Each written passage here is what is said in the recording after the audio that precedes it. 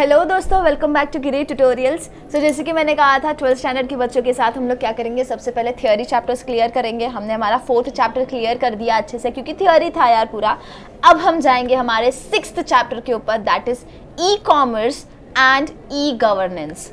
अब ये वाला जो चैप्टर है पूरा का पूरा थियोरी है, आपको अच्छे से करना पड़ेगा। हर एक सॉर्ट ऑफ क्वेश्चंस करने पड़ेंगे इसके ऊपर। इसमें तो ऐसा कुछ है नहीं कि आपने स्किप कर दिया कोई पार्ट, क्योंकि हर एक पार्ट इंपॉर्टेंट है, राइट। तो आपको क्या करना है ये चैप्टर में, आंसर द फॉलोइंग। एंड अगर एमसीक्यूज आप सभी को है तो वो भी आपको करना पड़ेगा। इसके लिए हम क्या करेंगे, सबसे पहले इसे कवर करेंगे। एंड काफ़ी लेंदी चैप्टर है, क्योंकि पूरा थियोरी है, समझने लायक स्टोरी जैसे हम इसे समझ सकते हैं, क्योंकि ई कॉमर्स से रिलेटेड, ई गवर्नेंस के रिलेटेड हम लोग इसमें चीज़ें पढ़ने वाले। ओके, सो सबसे पहले हम इंट्रोडक्शन की ओर बढ़ते हैं। And what is this e-commerce? That means electronic commerce. Before moving to the concept of e-commerce, let us first understand what is commerce. अब हम सब साइंस के बच्चे हैं ना, तो शायद हमें कॉमर्स क्या है पता नहीं होगा। तो इसके लिए हम क्या करेंगे, सबसे पहले अंडरस्टैंड करते हैं कि कॉमर्स ये वर्ड एक्चुअली क्या है। Commerce is a important part of business. In simple words, commerce is nothing but buying and selling of goods, जो हम हमारे रोज की लाइफ में हमेशा करते रहते हैं। We go to and shop, हम क्या करते हैं, कोई चीज़ बाय करते हैं, और शॉपकीपर क्या करता है, हमें सेल करता है। यानी कि वो कोई सॉर्ट ऑफ बिजनेस हम परफॉर्म कर रहे हैं एक दूसरे के साथ। हमारा जो जो शॉपकीपर है वो क्या कर रहा है, हमें बेच रहा है, यानी कि वो एक बिजनेसमैन है, वो बिजनेस कर रहा है, right. That means when we buy a product or services from other or sell a product or services to others, then it is called a commerce. क्या कर रहे हो, अगर आप कोई चीज़ बेच रहे हो तो भी आप कॉमर्स कर रहे हो, और अगर आप कोई चीज़ परचेस कर रहे हो तो भी एक सॉर्ट ऑफ वो कॉमर्स में ही आ जाएगा। One of the most popular activity on the web is shopping. Shopping सुनने के बाद बीइंग गर्ल मेरे दिमाग में मिंत्रा, अमेजॉन ऑनलाइन शॉपिंग यार, जो कि अब बहुत ही ज़्यादा बूम पे आफ्टर लॉकडाउन। तो मैंने नोटिस किया कि पहले भी ऑफकोर्स सब करते थे, तो ऑनलाइन शॉपिंग बहुत ज़्यादा बूम पे आ गया। हम क्या करते थे, बहुत सारी वेराइटीज़ अवेलेबल होती है, बहुत सारे कॉस्ट कंपैरिजन्स हम कर सकते हैं, रिव्यूज़ देख के हम हमारे प्रोडक्ट्स को ले सकते हैं। और ना सबसे प्लस पॉइंट था कि घर बैठे बैठे हर चीज़ हो जाती थी और कॉस्ट भी रिड्यूस हो जाता था। तो हर कोई क्या सोचता था कि ऑनलाइन शॉपिंग एक अच्छा प्लेटफॉर्म है, right. E-commerce became possible in 1991 when the internet was open to commercial use. Internet is the medium जिससे हम क्या करते हैं, कम्युनिकेशन पॉसिबल हुआ।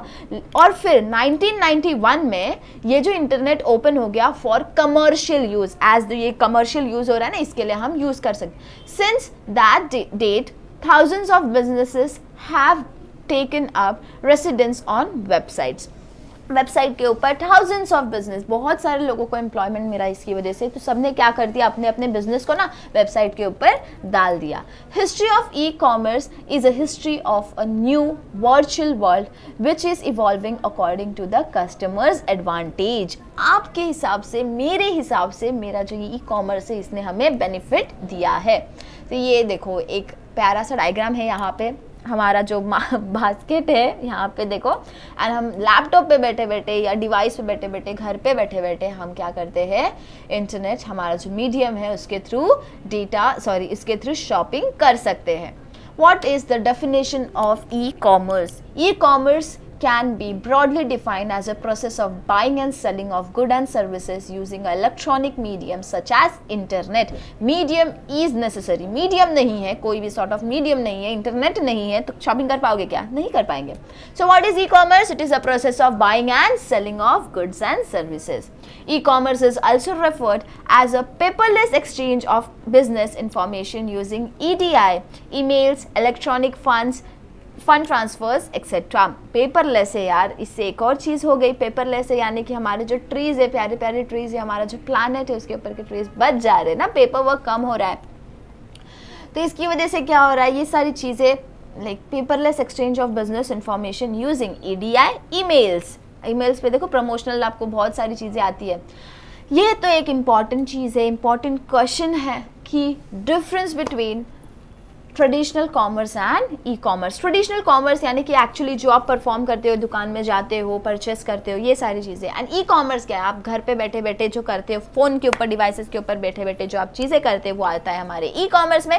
ट्रेडिशनल कॉमर्स यानी कि actually visiting to the shop and doing that thing. Okay, तो अब इसका बीच का जो डिफरेंस है ना वो आपको इंपॉर्टेंट है, 5 मार्क या फिर 4 मार्क के लिए पूछा जा सकता है आपको, जितने भी जितने पॉइंट्स के लिए पूछे जाएंगे। ओके, सबसे पहला पॉइंट है हमारा ट्रेडिशनल कॉमर्स, इसके अंदर वो देखते हैं। Traditional commerce focuses on the exchange of products and services through personal interaction, so it is manual. आप शॉप में जा रहे हो ना, आप बात कर रहे हो आपके शॉपकीपर से, like exchange of product and services कर रही हो, आप दोनों के पर्सनल इंटरैक्शन की वजह से हो रही है, देयरफॉर इट इज मैनुअल। फिर इसके बाद e commerce trading activities are online via the internet and can be considered automatic. आप वाया कर रहे हो ना, लाइक इंटरनेट के थ्रू कर रहे हो, एक्चुअली आप किसी से मीट थोड़ी कर रहे हो ऑनलाइन ट्रांजैक्शन, ऑनलाइन प्रोसेस में।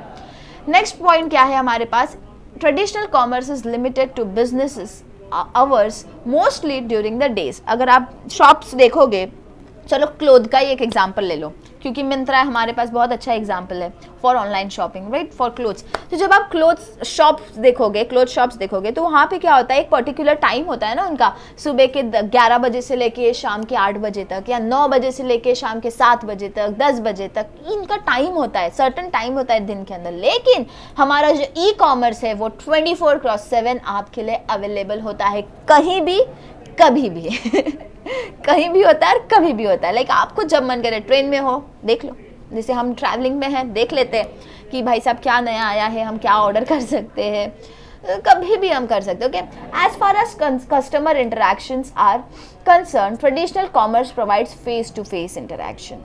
ये इसका प्लस पॉइंट है actually.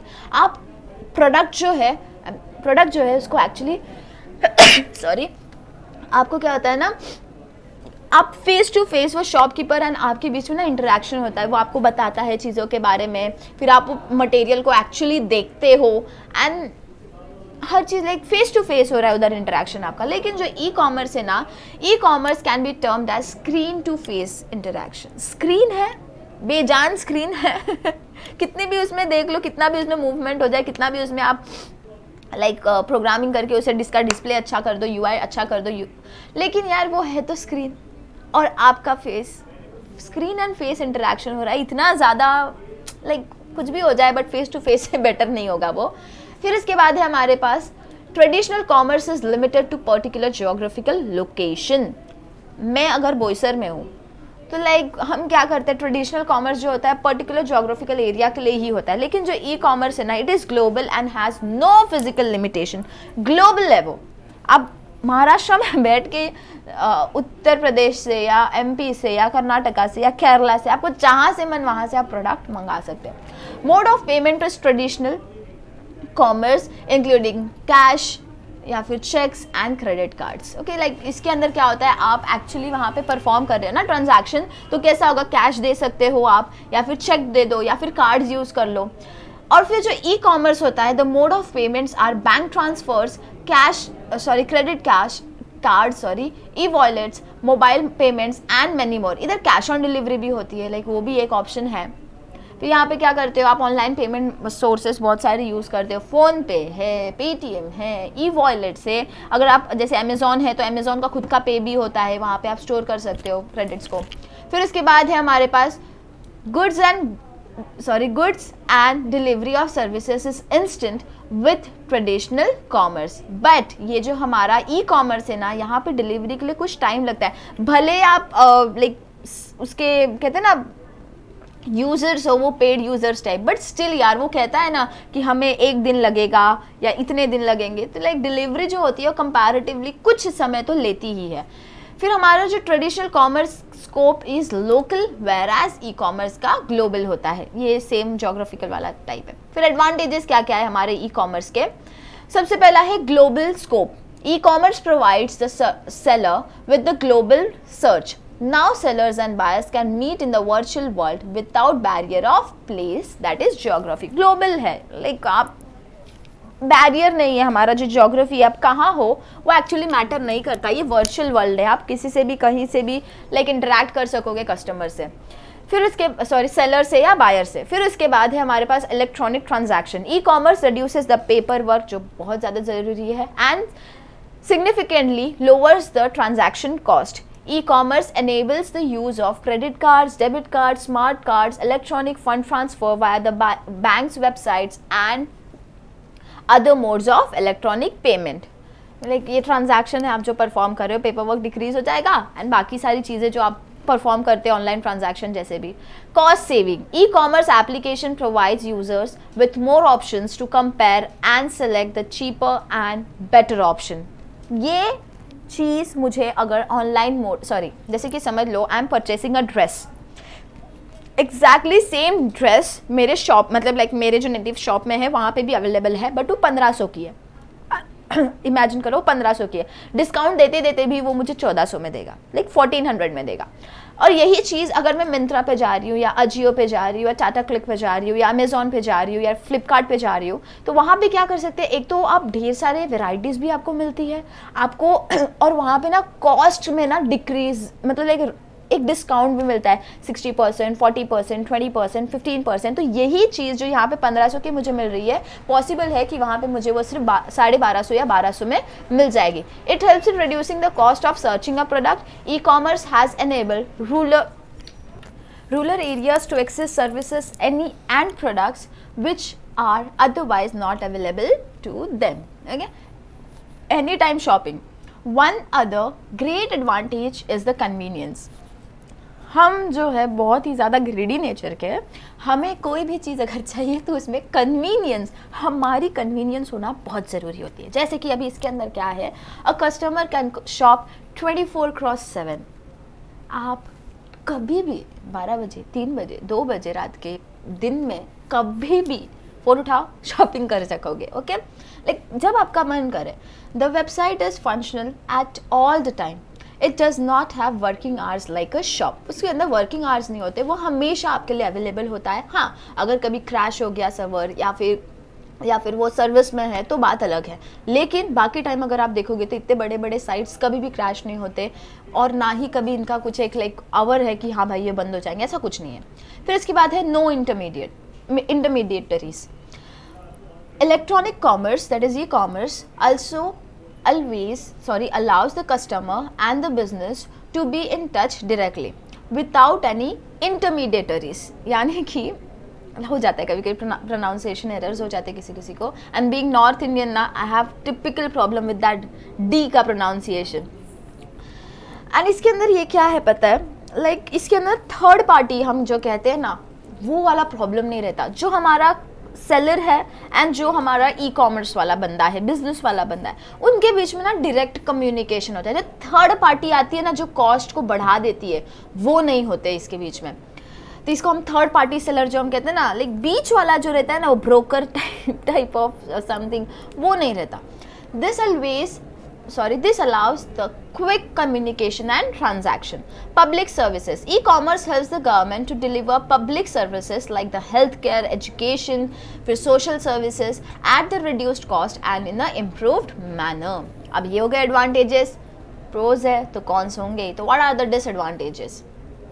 Disadvantages are setup cost, the setup of the hardware and the software, the training cost of the employees and the constant maintenance and keep up are all quite expensive. सिर्फ development process ही expensive नहीं होता, लेकिन उसे maintain करना भी तो ज़रूरी है. उसके बाद उसके अंदर जो अपडेशन रिक्वायर्ड है, आपके जो एम्प्लॉयज़ है, जो आप एम्प्लॉयज़ रख रहे हो, उन्हें भी ट्रेन करना पड़ेगा. अगर ऑलरेडी ट्रेंड है तो उनकी जो पेमेंट है वो भी ज़्यादा होगी. तो इसका जो ओवरऑल सेटअप कॉस्ट होता है ना, ये बहुत ही ज़्यादा हाई होता है.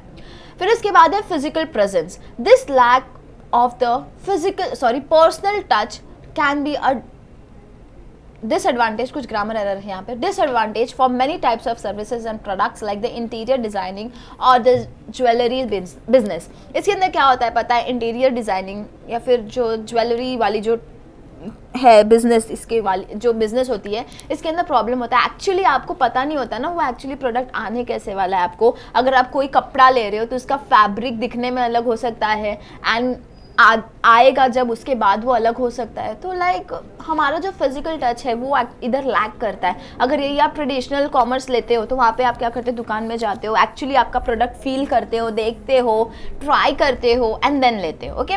फिर इसके बाद है security. Security is the another area of concern. Credit card thieves, identity thieves, फिर उसके बाद etcetera remain big concern with the customers. इसके अंदर क्या होता है ना, कभी कभी आप जो क्रेडिट कार्ड यूज़ कर रहे हो या फिर जो बाकी कार्ड्स यूज़ कर रहे हो, ऐसा हो सकता है, हैकर्स तो हर जगह पे होते हैं यार, they try to hack everyone, उनको और कुछ काम धंधा नहीं होता, यही होता है। तो लाइक सिक्योरिटी बहुत ज़्यादा ज़रूरी होती है, तो ये एक डिसएडवांटेज है यहाँ पे। फिर उसके बाद goods delivery, there may arrive some problems with fulfillment of orders. Even after the order is placed, there can be problems like shipping, delivery, mix-ups, etc. अभी डिलीवरी वाला जो प्रोसेस होता है ना, इसके अंदर प्रॉब्लम्स हो सकती है। लाइक जब वो शिप होता है, उसकी डिलीवरी होती है, कभी कभी खो सकता है, ऐसा होता तो नहीं है बट खो सकता है, या फिर डैमेज हो सकता है, या फिर लाइक कोई और उसे ले ले, ऐसा भी हो सकता है। This leaves the customer unhappy and dissatisfied. अब types of e commerce, types में क्या क्या है? The most common participate in the e commerce are businesses, administrations, government and consumers. कौन कौन? बिजनेस होगा, एडमिनिस्ट्रेशन जो एक्चुअली होती है, गवर्नमेंट का भी इंपॉर्टेंट रोल होता है, एंड कंज्यूमर्स जो हम हैं। The primary e commerce types are as followed. सबसे पहला है हमारा B2C। आपने सुना होगा, शार्क टैंक देखा है तो वहाँ पे हम कहते हैं ना B2C, B2B, ऐसा कुछ टर्म सुना होगा आप सभी ने। तो what is this B2C? This means business to consumer. कहाँ से आ रहा है? बिजनेस से आ रहा है, डायरेक्टली कंज्यूमर के पास। इन B2C model businesses sell its product directly to consumer। अगर मेरा कोई बिजनेस है, मैं डायरेक्टली अपना जो प्रोडक्ट है वो आपको दूंगी। A consumer can view the product shown on the website. The consumer can choose a product and order the same. The website will then send a notification to the business organization via the mail and the organization to dispatch the product or goods to the consumer. This B2C businesses are online retailers. इसके अंदर क्या होता है, जैसे कि Amazon या फिर फ्लिपकार्ट, अगर आप अमेजोन को देखोगे तो वो एक बिजनेस प्लेटफॉर्म है। वो बिजनेस आपको आप क्या कर रहे हो, घर पे बैठे बैठे, कहीं भी बैठे बैठे, आप कंज्यूमर हो, व्हाट यू डू इज आप बैठे बैठे ऑर्डर प्लेस कर देते हो, अपने डिटेल्स डाल देते हो, एंड फिर उसके बाद क्या होता है, अमेजोन अपना जो गुड्स होते हैं एक्चुअली उसे डिस्पैच करता है, फिर आप तक पहुंचाता है, डिलीवरी तक पहुंचाता है, फिर वो आपको नोटिफिकेशन देता रहता है, एंड उसको भी नोटिफिकेशन रिसीव होते रहते हैं जो आप दे रहे हो, फीडबैक दे रहे हो, या फिर कोई कंप्लेन है, या फिर आप कोई अपडेट लेना चाहते हो, तो वो सारी चीज़ें। तो ये B2C टाइप ऑफ बिजनेस होता है। यहाँ पे देखो, ये जो इन्होंने डायग्राम दिखाया, हमारा जो कंज्यूमर है, कस्टमर है, एक्चुअली कस्टमर है, ऑनलाइन स्टोर्स है, प्रोडक्ट्स ऑफर कर रहे हैं, पेमेंट होगा, फिर उसके बाद हमारे पास एक्सपेडिशन है, लाइक फिर उसके बाद डिलीवरी हो जाती है, एंड हमारा कंज्यूमर हमें फीडबैक देने लगता है। उसके बाद है हमारे पास second model, that is B2B model, that means business and business to business, यानी B2B। इधर एक्चुअली टू को देखो ऐसे लिखा है B2B, जैसे हम इसे प्रोनाउंस करते हैं वैसे ही हम इसे लिखते भी हैं। In B2B model business sells its product to an intermediate buyer who then sells the product to the final consumer। Third party जो हम कहते हैं ना, थर्ड पार्टी यहाँ पे आती है हमारी। For an example, a wholesaler places an order from a company website and after receiving the consignment sells the product to the final consumer who comes to buy the product at one of its retail outlet। Example, Tata Communication Network Provider। अब ये जो B2B क्या होता है पता है, जैसे कि एक बड़ा बिजनेस है, वो डायरेक्ट कांटेक्ट में नहीं होता अपने कंज्यूमर से, उनके जो यूजर्स होते हैं या फिर जो हम लोग होते हैं। तो इसके अंदर क्या होता है पता है, एक ना थर्ड बंदा एक्चुअली वो प्रोडक्ट को लेके आता है एंड देन वो हमें देता है। बेस्ट एग्जाम्पल, अगर कोई कपड़े वाला फैक्ट्री है तो फैक्ट्री डायरेक्टली हमसे कम्युनिकेट करती है क्या? नहीं, वो फैक्ट्री अपने अपने जो प्रोडक्ट्स होती है उससे छोटे छोटे मॉल्स या छोटे छोटे जो कहते हैं ना ऑर्गेनाइजेशंस होते हैं उनको देती है, सेटअप्स को देती है, एंड वो क्या करते हैं, वो कपड़े हमें बेचते हैं। हम जाते हैं, वो रिटेल आउटलेट्स जो होती है वहाँ पे जाते हैं, शॉप्स पे, एंड हम बाय करते हैं। ओके, तो ये क्या हो गया, B2B टाइप ऑफ हो गया। फिर अब आता है हमारे पास third, that is C2C। C stands for consumer to consumer. In C2C model, consumer helps consumer to sell their asset like residential property, cars, motorcycles, etc. or a rent or rent a room by publishing their information on the website. Actually एक customer दूसरे customer like OLX जो था, देखो OLX अगर आपने देखा होगा second hand चीज़ें वहाँ पे बिकती थी, या ऑनलाइन ऑक्शंस जो होते हैं, लेकिन बोली जो लगती है हम कहते हैं ना, या फिर क्विकर, ये सारी चीज़ें जो थी ये क्या करती थी एक्चुअली, मेरे पास अगर समझ लो आई हैव वन फ़ोन, वो फ़ोन अब मुझे नहीं यूज़ करना, आई जस्ट वांट कि अब ये कोई और ले ले, तो मैं क्या करूँगी, एक OLX पे जाऊँगी, मेरा जो फ़ोन है उसे डाल दूँगी, उसके डिटेल्स डाल दूँगी, फ़ोटोज़ डाल दूँगी, एंड जो थर्ड जो और जिसको बाय करना है वो क्या करेगा, मेरे वेबसाइट पे देखेगा, एंड देन उसे अगर पसंद आएगा तो वो मुझे अपडेट देगा उसके रिगार्डिंग। तो ये क्या हो गया, मैं भी कस्टमर ही थी, वो भी कस्टमर ही है, हम दोनों के बीच में इंटरेक्शन हो रहा है, तो ये क्या हो जाएगा, कंज्यूमर टू कंज्यूमर हो जाएगा। ओके फिर उसके बाद है consumer to business. Consumer to business that means C2B. In this model, consumer have product and services of value that can be consumed by businesses. For example, the comparison of interest rate of the person's personal loan or car loan provided by various banks via the website. A business organization who feels the consumer's requirement within the specified budget approaches the customer and provides these services. For example, a blog can be written by an author for a business to improve sales of product eBay. Okay, इसके अंदर क्या है actually, हमारा जो consumer है ना, यानी कि जो हम हैं, वो एक्चुअली हम क्या करते हैं, एक प्रोडक्ट के ऊपर वैल्यू लगाते हैं एंड वो बिजनेस को प्रोवाइड कर देते हैं। ये क्या हो जाता है हमारा C2B। हम जो हमारे जो प्रोडक्ट्स है वो हम बिजनेस को देते हैं। इसका एक एग्जांपल देखोगे ना तो लाइक यहाँ पे जो इन्होंने दिया है actually, a blog can be written by a author for a business to improve the sale of product.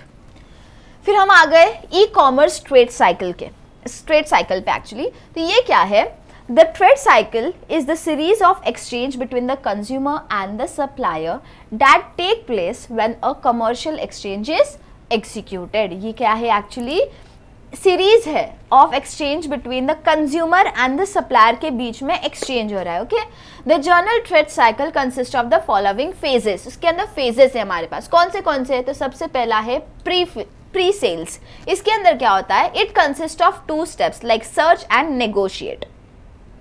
Consumers और customer search for required products website for products to be purchased. It negotiates step.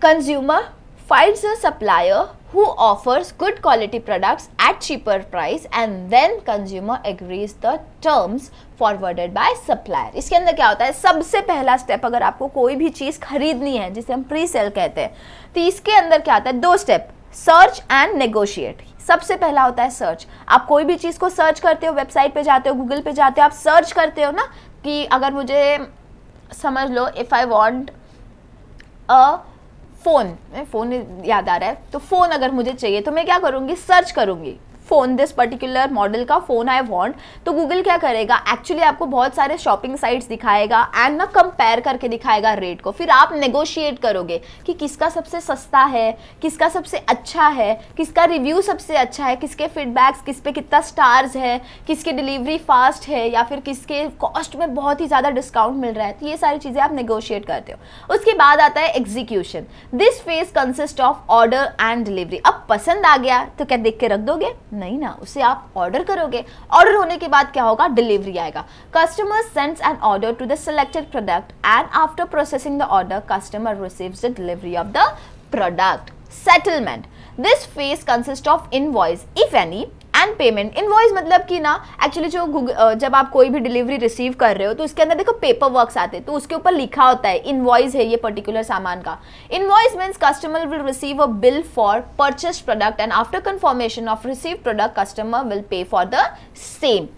वो जब product actually आपको receive हो जाता है, अगर आप cash on delivery वाले हो, तो अगर वो प्रोडक्ट आपको रिसीव होता है उसके बाद आपको क्या करना होता है, तुरंत पेमेंट करनी होती है, हाँ भाई साहब आपको मिल चुका है। तो ये सारी चीज़ें हमारे सेटलमेंट में आ जाती है। फिर आफ्टर सेल्स यानी कि this phase consist of warranty and after sale services. खरीद लिया मैंने एसी, मैंने एयर कंडीशनर खरीद लिया, खरीदने के बाद इसके ऊपर सर्टेन ईयर्स का वारंटी होगा, गारंटी होगा, इसे हम क्या कहते हैं, आफ्टर सेल्स, आफ्टर खरीदने के बाद वाली जो हमें सर्विसेज प्रोवाइड की जाती है। In warranty period customers will get and all the maintenance services for free and at minimum cost. After sale services means the customer और the consumer will do complain if any, but the performance of the product and the maintenance get the maintenance services from the supplier। ये ना diagram है इसका, ये जो देख रहे हो ना, इसके अंदर ना बहुत ही अच्छे से समझाया है कि सबसे पहले क्या होता है, प्री सेल होता है। प्री सेल में हम क्या करते हैं, सर्च करते हैं, नेगोशिएट करते हैं, फिर एग्जीक्यूशन में ऑर्डर एंड डिलीवरी आता है, सेटलमेंट में इनवॉइस, फिर पेमेंट आता है, एंड आफ्टर सेल्स में सर्विसेज आती है आफ्टर सेल्स की। ओके, तो ये जो एरोज देख रहे हो ना, ये बहुत ही इंपॉर्टेंट रोल प्ले करता है। यहाँ पे देखो ये एरो सारे डाउनवर्ड जा रहे हैं, ये तो ठीक है। अब नेगोशिएट किया, फिर उसके बाद देखो सर्च के ऊपर वापस हम जा रहे हैं, फिर यहाँ पे देखो ऑर्डर के बाद फिर से अगर आपने कोई चीज़ ऑर्डर कर दी, अब ऑर्डर करने के बाद इफ़ यू वांट कोई और प्रोडक्ट, तो आप क्या करोगे, वापस सर्च पे जाओगे, वापस नेगोशिएट करोगे, वापस ये पूरी प्रोसेस होगी। तो ये एरोज भी इंपॉर्टेंट रोल प्ले करते हैं जब आप ये डायग्राम बनाओगे। अब हम आ गए मोड्स ऑफ पेमेंट पे। What are the different modes of payment, आप सब परफॉर्म करते हैं। Number 1 is credit card. Credit cards are the most common way for the consumer to pay online. Merchants can reach out to an international markets with the credit cards by integrating a payment gateway into their businesses. Credit cards जो हम use करते हैं। फिर phone payments, mobile payments. Mobile payments offer a quick solution for the consumer or the customer to purchase on e-commerce website. Mobile payments are commonly used in the donation portals, browser games and social media networks. Customers can pay scanning a barcode on an app or mobile। अगर आप phone पे या फिर जैसे UPI होते हैं ना, हमारे पास गूगल पे होता है, या फिर इधर देखो BHIM है, भीम है, तो ये पेटीएम है, ये सारी चीज़ें पे आप क्या करते हो, एक्चुअली आपको उधर ऑप्शंस दिए जाते हैं, आपको यूपीआई करना है क्या। अगर आपको यूपीआई करना होता है तो आप क्या करते हो, डायरेक्टली वहाँ पे प्रेस करते हो और डायरेक्टली आप अपने यूपीआई पे जाके बारकोड स्कैन करके आप सारे प्रोसेस को कंटिन्यू कर सकते हैं। फिर उसके बाद है हमारे पास bank transfers. Bank transfer is used when the money is sent from one bank account to another. Transferring money from one bank account is usually faster and safer than withdrawing and paying in cash because every transaction will be authenticated by checking customers' banking credentials. Example के लिए क्या आएगा, NEFT या IMPS जो आप perform करते हैं। जैसे कि अगर मुझे इसका बेस्ट मैंने जो परफॉर्म किया मैं वो बताती हूँ। जैसे कि अगर मैं मेरे कॉलेज में हूँ, मुझे फ़ीस पे करना है 1 लाख 2 लाख, मुझे इतना फ़ीस पे करना है, तब इतनी बड़ी अमाउंट है तो इसके साथ मैं मस्ती तो नहीं कर सकती। तो व्हाट आई डू इज़ मैं NEFT परफॉर्म करूँगी। क्यों, मेरे अकाउंट से डायरेक्टली मेरे कॉलेज के अकाउंट में पैसे जाएंगे, इसमें कोई प्रॉब्लम नहीं होगा, अच्छे से सेफली हमारा ट्रांजैक्शन हो जाता है। उसके बाद आता है हमारे पास ई-वॉलेट्स। ये क्या होता है, e wallets is the type of electronic card which is used for the transaction made online through a computer or a smartphones. E-wallets are a type of prepaid account in which a user can store money for any future online transactions.